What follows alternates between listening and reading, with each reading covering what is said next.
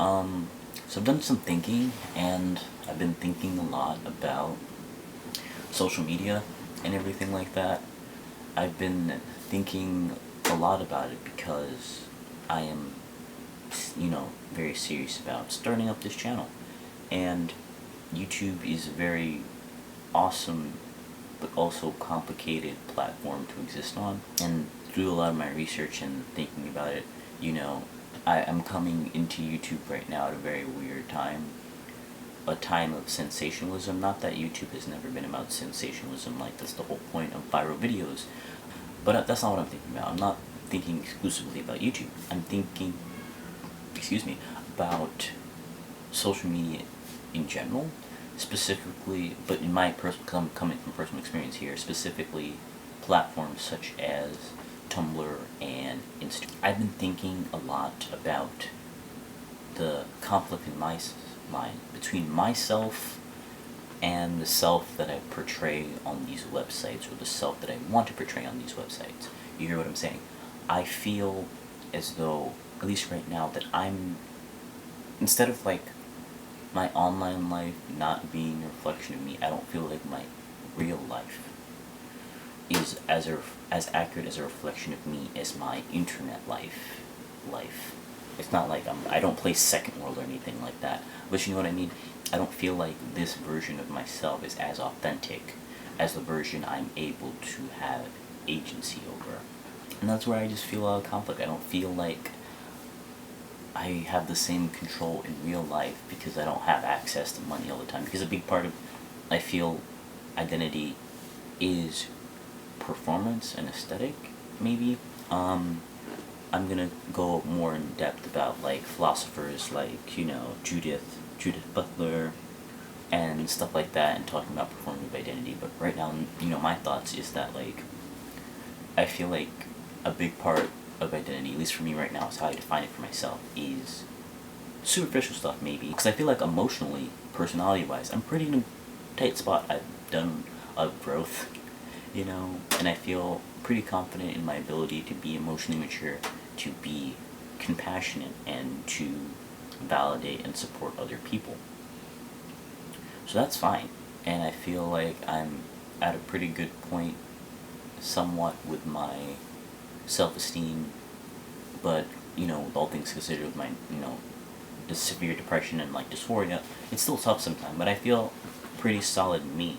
But what I don't feel solid of is like how I feel people view me at face value, because I feel like that's how people view everyone at face value. That's the first impressions, and I don't feel like the way that I dress is as accurate, specifically dressing right now, is accurate to me. I don't feel comfortable posting on Instagram because I don't feel like my life is aesthetic enough to be posting on Instagram, and that the stuff that I would put on there would be me, or me enough. And that's wild because I am living my life now. This is who I am now. Like, I'm very self-conscious about my room because I feel like it's too feminine and everything like that. And all those things really deter me from expressing myself in the way that I might otherwise, because I don't feel like my surroundings are me. I don't feel, but then like, what is a reflection of me? And then I feel most comfortable, or I feel like right now the most accurate place where it's me is on Tumblr, because it's the easiest platform to get involved in. It's just reblogging pictures, and I can cultivate these image of pictures which I feel are representative of me somehow, even though saying that out loud it sounds stupid, but it provides me comfort because I feel like it expresses a level of femininity and fluidity and black pride that I may not be able to express in my day-to-day life, practically. And that just has me thinking, do other people have that conflict? Do other people share that sentiment of feeling like you could only be your real self online? Because I know that's complicated, because I feel like another thing is that, like, for me, something that stops me from being feminine in the way that I want to be is dysphoria. And that dysphoria comes from the heteronormative / homophobic nature in our society. I can't go around wearing the stuff that I may admire because it will be perceived as feminine, whereas online it's a more progressive space. So I can feel comfortable saying that, like, looking at these things, promoting these type of images, all that sort of stuff. And that's good, and I understand that that might be a similar thing for people. Say, given the example, say I'm not out as whatever. And, obviously, if I'm not out, people aren't going to get the full me, and I might talk about the stuff that I'm unable to express in my day-to-day life with my friends online. So that's just an example of how you can have these, you're the same person, but in these two different spaces, you have these alternate versions of yourself. And sometimes they come in conflict with one another, and that's just what I've been thinking about a lot, is just that conflict with these varying identities. And I wonder, and I feel kind of conflicted using the language that I'm using, of saying one is more me than the other, because these philosophers, because I've read up for this video, and like reading in general, are talking about how these are all you. Like, I'll read you an example of the stuff that I've been looking at.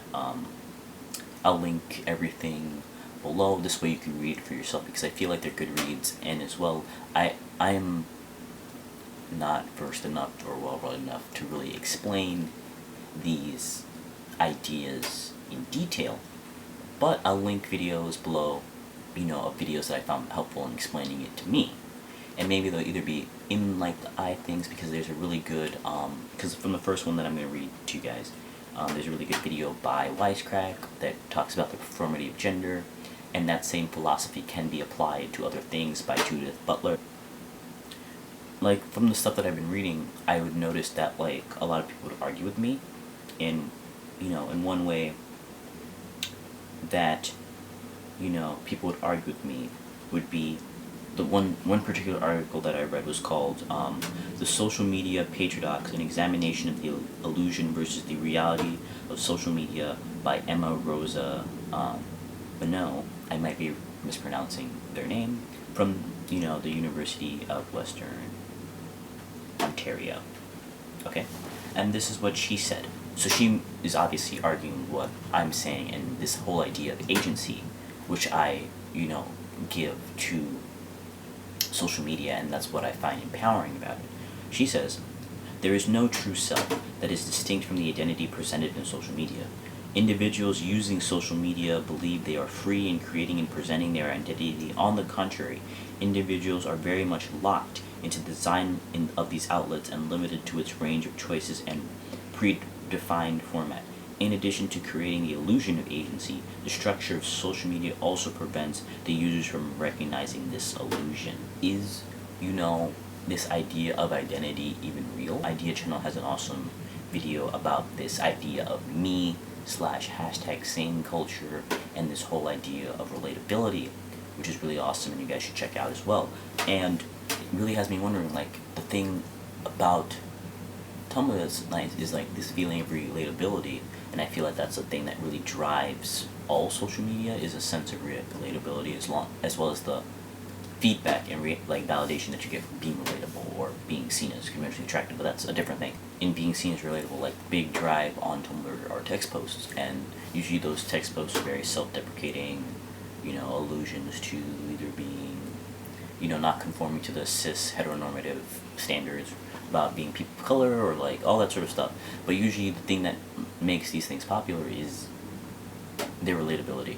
And relatability is also very important on a platform such as YouTube, because you want people to connect with you and connect with your audience. So, but I feel like relatability blends into like idea of connecting, and that's just reflective of human nature, because we are social creatures. But I don't know, I find it really complicated and interesting, this kind of sharing culture, and maybe even oversharing culture to other people, and that is very pervasive in social media, with this idea of, because you want to express your identity, so you may be expressing all of these things that you might not express in real life. And that's a big part of YouTube, is you want to be relatable, you want your videos to be shareable, and you want to gain views, gain followers, gain a reputation, and expand your channel. And the same thing would happen on, as I mentioned, on platforms such as Tumblr, where relatability equals shareability, because if you relate to someone, you're going to identify with it, you're going to put it on your blog, and then the cycle will continue. And because of this, I feel sometimes, at least in my experience, and I'm sure with the experience of others, is that you are trying to filter your experiences when you're communicating on these, social media websites to be the most relatable. I find that to be very interesting and a very applicable sort of idea, is that we, on these platforms are trying to express ourselves fundamentally. We are trying to express ourselves, vent our feelings, share our thoughts, everything like that. But we mold or filter these thoughts or mold them in a way that can be seen as relatable to get a wider audience.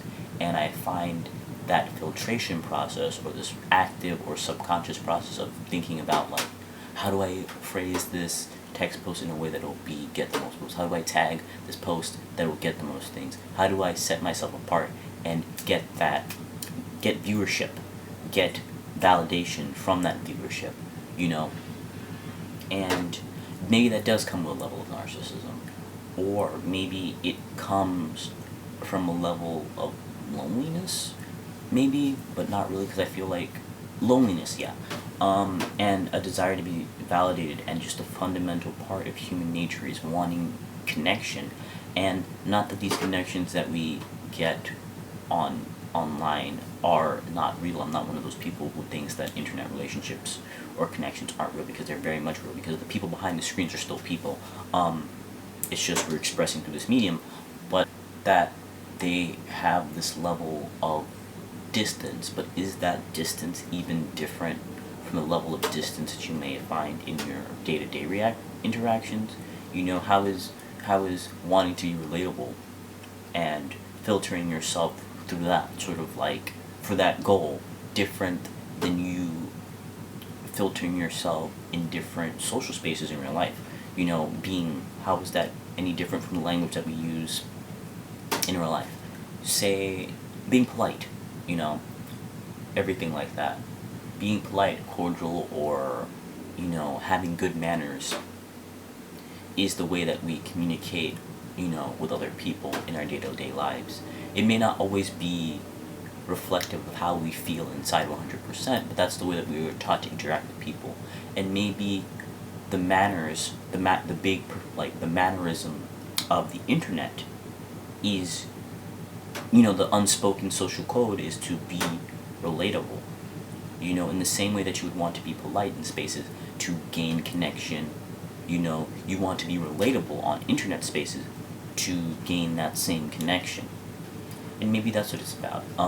Why do you guys find yourself bitter or comparing yourselves a lot to other people and getting guilty about that? Because I don't want to be a hater. I'm not hating anyone. That's great if your life is going good. But then you just feel inadequate about yourself. Do you feel like you are setting up these unattainable hashtag goals for yourself? Do you feel that you have control truly over your identity online?